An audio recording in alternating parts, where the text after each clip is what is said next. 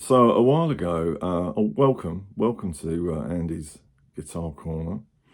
Um, the last video I put up, Paul Solman commented, look, you've got a tour coming up. I'd be really interested to hear about your rig, hear about your equipment and how you get that sound, which I'm very happy to share. I've never been asked to do that before. And to be perfectly honest with you, there's not a great deal to say or to tell, but I'll go through it anyway. What I would say is, when I'm asked, how you get that sound, the sound that every musician makes begins, here and comes out through here. And you can give exactly the same guitar to two different guitar players and they'll sound completely different. So I think that's the main influence on what comes out through the speaker.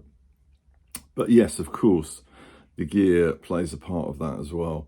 So I'll get into it. Okay.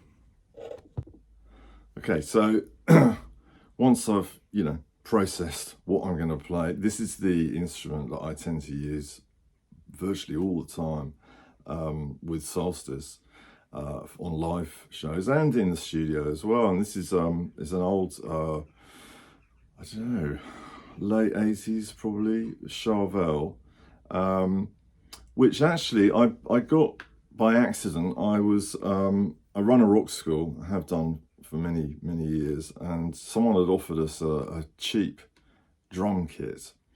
So I went along and had a look at it, and it was cheap and it was pretty nasty actually, but I bought it, and the guy said, oh, I've got this guitar you might be interested in, I don't want much for it. And this was it. And at the time I thought, well, it's a heavy metal guitar, it's not my thing at all, but at least it hasn't got, hair metal spray, what do you call it? That's, anyway, a paint job on it, a hair metal paint job on it. So great, lovely. And then it just sat in the case for years. I didn't really use it because I was using a Strat for a long time. But then I wanted that kind of sustain that I used to be able to get with my Yamaha SG2000 before it got stolen back in the 84, I guess it was, 84, 85. And I was missing that. So I thought, I'll try that Charvel, and just fell in love with it. It's, despite its appearance, it's a beautiful guitar to play, and I love the sound. And it has this bridge pickup here, which just sounds like no other. And I've actually tried, I've bought this very same pickup on eBay and tried it in another guitar, and it just doesn't sound the same at all. So I've never been able to find something that produces the kind of creamy tone that you get from this pickup and from this guitar. So this is what I tend to use mostly. There's various other ones as well. So back to the Charvel again, now in its stand. Now we did a gig at the Boardroy in the Netherlands a couple of years ago. And I took this guitar, and it's a active guitar, so it has a battery in the back.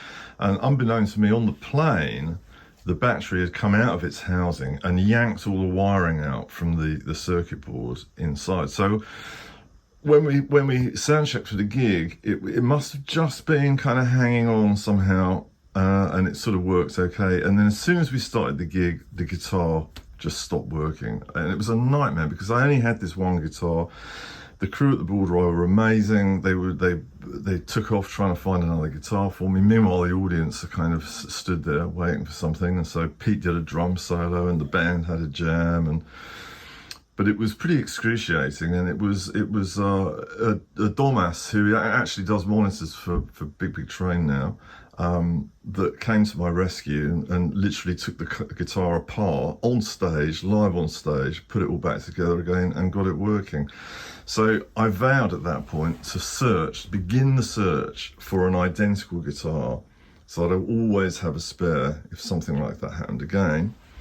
And some months later, after a lot of searching, I found this one, which is almost identical, sounds almost identical, and it's a lovely guitar, and it's actually in incredible condition. Look at that, hardly been used. So actually I have that in in drop D and use it for Wongle and anything else that's in drop D, and if this guitar goes down, I've got a spare, so I feel a lot more comfortable these days at gigs. While I'm over here, we have the Bulbul. This is part of my live rig for Bulbul terrain, and also here's my twin neck, which Jenny bought me just over a year ago for my birthday. Incredible. So all that goes into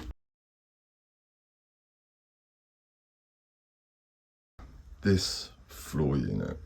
I've got some little switcher here, so I can select between the Charvel, the Bulbul terrain, the double neck, and this is for a classical guitar actually, which I decided against using. But anyway, so I can switch between them there, and that is hooked up to a Helix. And on the Helix, I have all the different patches that I want.